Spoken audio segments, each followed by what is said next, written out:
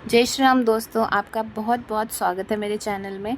और मुझे खुशी है कि आज मेरी एक्सरसाइज का तीसरा दिन है 15 दिन की जो मैंने एक सीरीज़ शुरू की है। तो आज मैं आपको एक मोटिवेशनल स्टोरी ही सुनाऊंगी, लेकिन वो स्टोरी है हनुमान जी से रिलेटेड। और हनुमान जी को इस कलयुग का प्रत्यक्ष भगवान भी माना गया है। तो हनुमान जी का चरित्र हमें मुश्किल परिस्थितियों में भी धैर्य और साहस बनाने की प्रेरणा देता है। और हाँ, अगर आपको भविष्य में किसी और विषय या फिर अपने करियर को लेके, ज़रूरी नहीं है कि आपको अपनी हेल्थ को लेके ही कोई प्रॉब्लम हो, तो अगर आपको कभी भी कोई रुकावट आ रही हो तो आप बेझिझक हनुमान जी से प्रेरणा ले सकते हो। उनके बारे में कुछ भी पढ़ लीजिए या सिंपल सा हनुमान चालीसा ही सुन लीजिए। आप सोच भी नहीं सकते कि आप कितना पॉजिटिव फील करोगे। और आप देखोगे कि ऑटोमेटिकली आपकी जो प्रॉब्लम्स है ना वो सॉल्व होती जाएंगी अपने आप ही। थॉट आपको आएगा कि कैसे होगा ये सब, लेकिन नेक्स्ट मोमेंट में आपको उसका सल्यूशन भी कहीं ना कहीं से मिल जाएगा। तो आज मैं आपके साथ शेयर कर रही हूँ हनुमान जी के जीवन से जुड़ी समुद्र लांघने की एक स्टोरी, जिससे हमें अपनी जो हमारे अंदर सुप्त शक्तियाँ होती हैं उनको पहचानने की प्रेरणा मिलती है। तो इस स्टोरी का टाइटल है संकल्प और आत्मज्ञान। तो जब वानर सेना माता सीता की खोज में समुद्र तट पर पहुंची तो विशाल लहरों को देखकर सब हताश हो गए। 100 योजन के उस विस्तार को पार करना संभव लग रहा था। हनुमान जी भी एक कोने में चुपचाप और उदास बैठे थे, क्योंकि उन्हें अपने सामर्थ्य का आभास नहीं था। तब वयोवृद्ध जामवंत उनके पास गए और उन्हें उनके बचपन की याद दिलाई।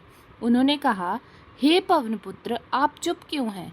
आप में तो वह बल है जो ब्रह्मांड को हिला सकता है। आप साधारण नहीं, ईश्वरीय शक्ति के अवतार हैं। जामवंत के इन शब्दों ने हनुमान जी के भीतर सोई हुई शक्तियों को जगा दिया। उनका शरीर पर्वत जैसा विशाल हो गया और आत्मविश्वास से भरकर उन्होंने जय श्री राम का उद्घोष किया। रास्ते में सुरसा और मैनाक पर्वत जैसे कई बाधाएं आईं। किसी ने उन्हें डराया तो किसी ने विश्राम का लालच दिया, लेकिन हनुमान जी ना तो डरे और न रुके। उन्होंने चतुराई और पराक्रम से हर बाधा को पार किया और अंततः लंका पहुंचकर माता सीता का पता लगाया। तो इस कहानी से हमें सीख मिलती है, एक कि आप अपनी शक्तियों को पहचानें, दूसरा अपने लक्ष्य पर ध्यान दें, और तीसरा विनम्रता। तो पहली है अपनी शक्तियों को पहचानें। अक्सर हम अपनी तुलना दूसरों से करके खुद को छोटा समझ लेते हैं, और मुझे नहीं लगता कि ऐसा कोई होगा जो ये सब नहीं करता होगा। हमारे भीतर अपार शक्तियाँ होती हैं, उन्हें बस जगाने के लिए सही दिशा की ज़रूरत और आत्मविश्वास की ज़रूरत होती है।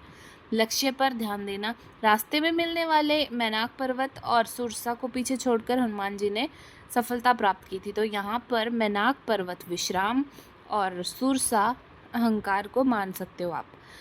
और लास्ट है विनम्रता। इतनी शक्ति के बाद भी हनुमान जी ने कभी अहंकार नहीं किया। उनका सारा बल सेवा और समर्पण के लिए था। जब भी आप जीवन में खुद को अकेला या कमज़ोर महसूस करें तो याद रखिए कि आपके भीतर हनुमान बैठे हैं, जिसे बस आपके दृढ़ संकल्प की प्रतीक्षा है। तो मुझे पूरा विश्वास है कि आप लोगों में भी बहुत पावर है और आप अपनी पावर पहचान चुके हो। तो उठो और अपने लिए संघर्ष करना बंद करो और अपनी जय की उद्घोषणा करो। जय हिंद।